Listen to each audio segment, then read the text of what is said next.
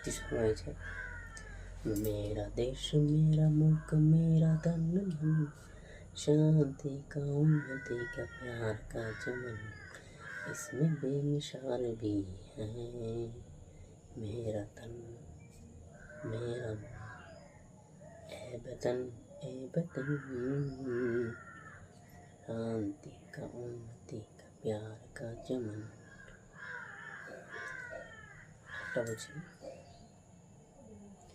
ए दुनिया एक दुल्हन दुल्हन माथे पे भी बिंदिया, ए मेरा इंडिया वतन मेरा इंडिया।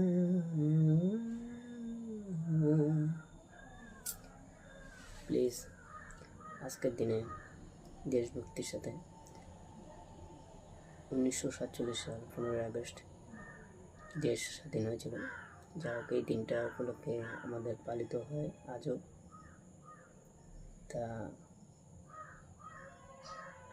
এই দিনটাকে আমাদের দেশের উপলক্ষে, আমার উপলক্ষে জয় ভারত, জয় ইন্ডিয়া। আর সবাই সুস্থ থাকুন, ভালো থাকবেন। আজকের মতো এটুকু, টাটা।